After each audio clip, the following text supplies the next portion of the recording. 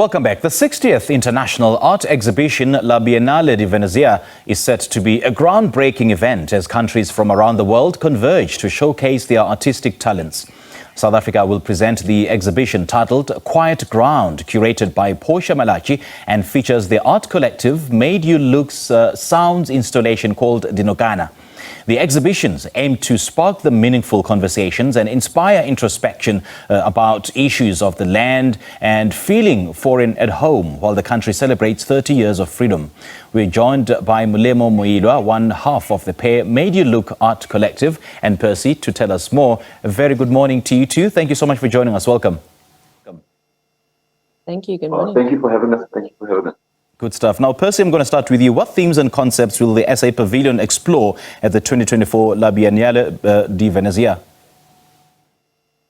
Yeah, thank you for having me. Look, the curator, Portia Malatjie, who unfortunately could not be here with us today, has devised a curatorial theme, Quiet Ground, and it's set against the backdrop of displacement, ideas around landlessness, ideas around forced migration, as it tries to use this exhibition to bring us into a place of focus around this debate. Of course, we know what's happening in Palestine. We know our own issues here in the country as far as landlessness is concerned. We know the issues in the Congo as to do with war and displacement. So the exhibition tries to create a large context by which we're able to reflect on these issues with a kind of invitation to a quiet, a place of reflection, and therefore be able to ignite ideas around issues of healing, issues of repair, and a kind of return to a quiet ground, a kind of reflection that allows us to resolve these flashpoints in global and local issues as it relates to human movement and human displacement. The bigger theme of the Venus Biennale this year is foreigners everywhere. So we are plugging into that, into the larger theme of the main exhibition. But South Africa then, as a particular, we're trying to obviously tell our own story in a way that is able to not only highlight the unique South African reality, but also allow us to understand that South Africa is connected to a larger global community on these sub-themes. Now, Molemo, what inspired the creation of Dinokana, and how does it reflect South African culture and heritage?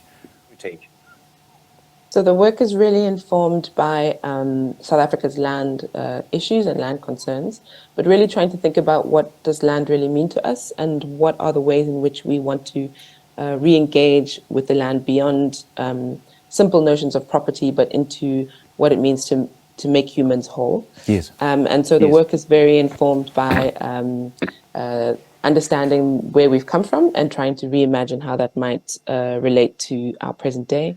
So it looks at histories of two particular regions of South Africa, the former Goni land in Mpumalanga, as well as Dinokana in the northwest.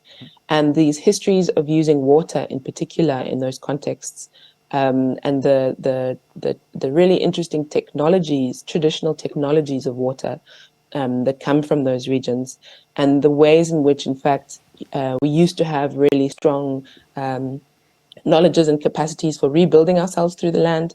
The people of Dinokana and of Bugoni have had to kind of recreate themselves after being forcibly removed from the land many times, under different sort of political situations. And so it's really thinking about when we return to the land, what are things we can rely on from the past that might enable us to rebuild ourselves, not just in terms of owning land, but what the land and nature really means for us as South Africans. Absolutely. And can you describe the process of developing a sound installation as a visual artist? I mean, what were some of the unique challenges and opportunities that are presented to you? So developing the sound piece has been really exciting. It's been a lot of fun. It's really informed quite substantially by historical archives. So we've been using a range of different archives, both from sort of university archives in Rhodes, for example, but also going back into villages, family villages, to collect recordings.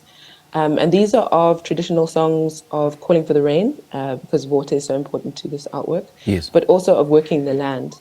and then using those archives and sort of working with musicians to reinterpret them.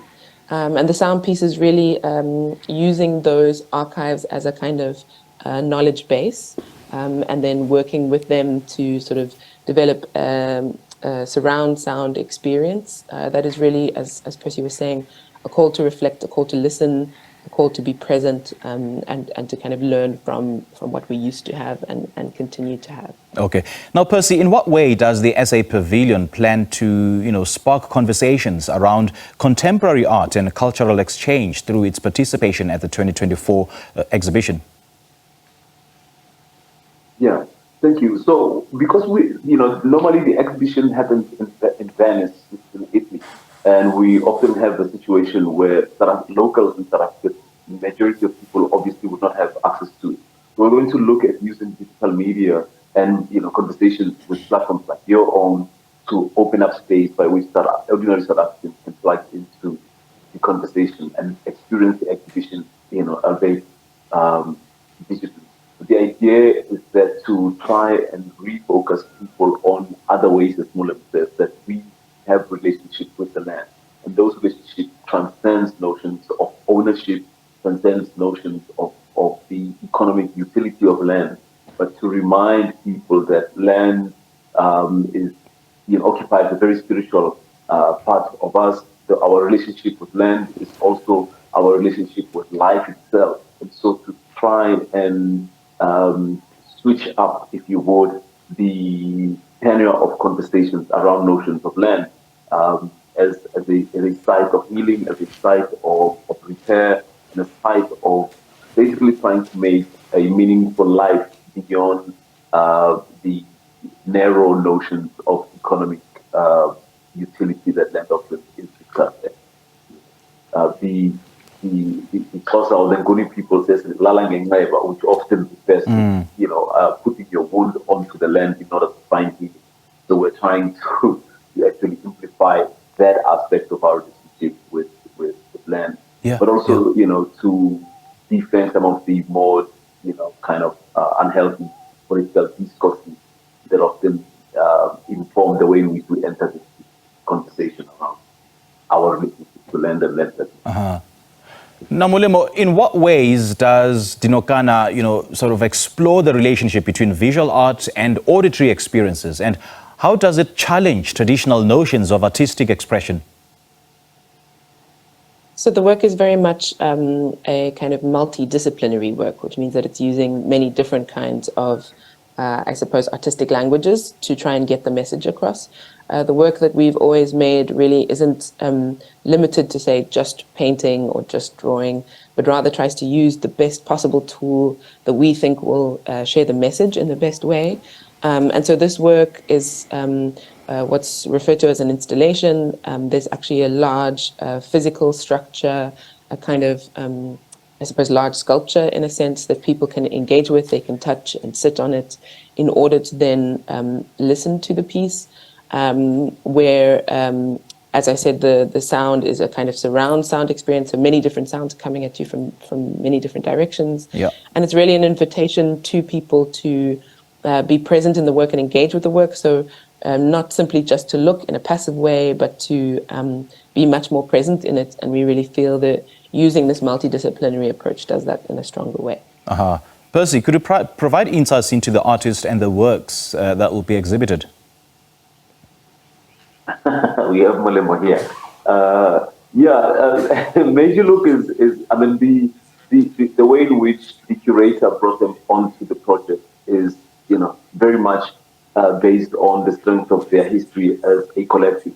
They've been able to make work that go beyond what often is art reduced to the decorative. They've managed to build an artistic practice that is always able to engage with communities, able to bring community as an active participant in the way in which the artwork lives. So to force people from the reduced idea of art consumer or art spectator, somebody who just comes to look, but forces people or art audiences to interact with the artwork that they make in a much more meaningful way.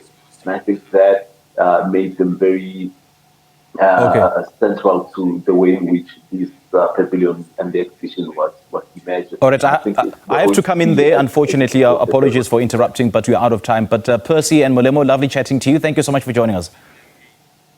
Thank you. Thank you for having us. Great stuff. Thank you. That was Molemo Moiloa from Made You Look, an art collective pair who will be showcasing their work at the 60th International Art Exhibition La Biennale di Venezia, which also marks its 7th year of the South African Pavilion exhibition, is also joined by Percy.